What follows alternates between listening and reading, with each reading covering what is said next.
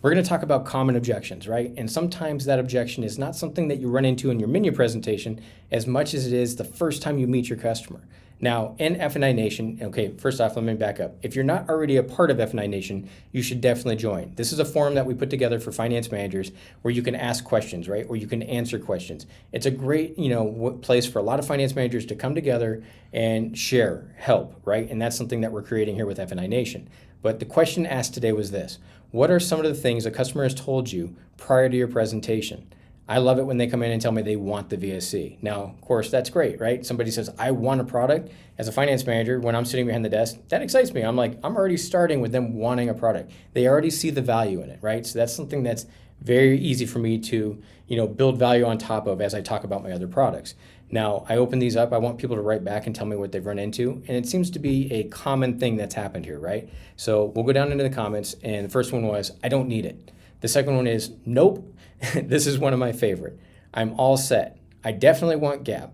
And then the third here is going to be, I don't want any of that shit. LOL, right? So what are we seeing here? The trend is, I don't need it. Nope, I don't want any of that shit, right? So customers coming back right from the very beginning, they know we're a finance manager. They know we go into our office. They know that we're going to put some kind of presentation together and show them our products, right?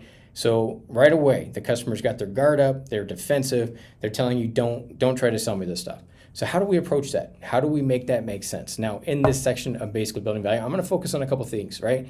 So first and foremost, we talk about feel, felt, found. We're not going to want to get argumentative with our customer. We're going to want to agree with them a little bit. So, Mr. Customer, hey, I understand how you're feeling, right?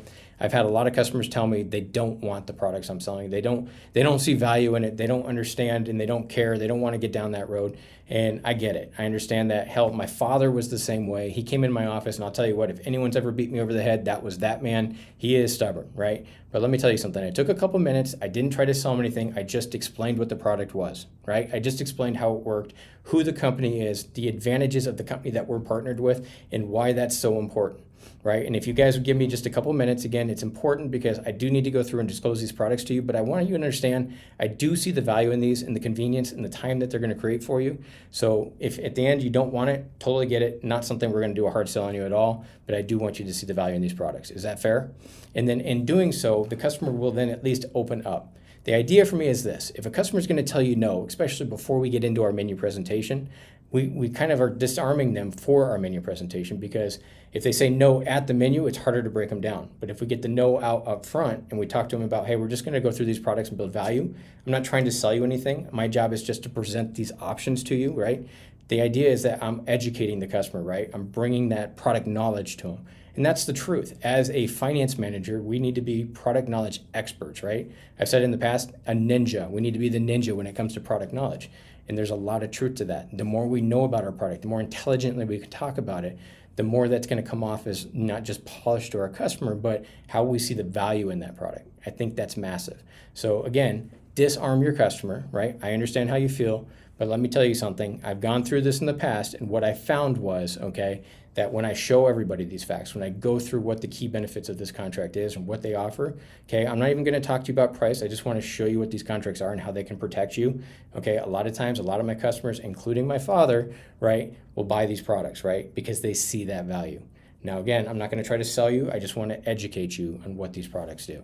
Now, taking that type of approach, right, when you go into a customer that's combative or standoffish or nope, I don't need that shit. Again, don't get discouraged by that. There's a lot of people out there that have their guard up. They think that these F&I products are nothing more than a profit center for the dealership. And I've had a customer ask me point blank, you guys make money on these products. I don't want any of this.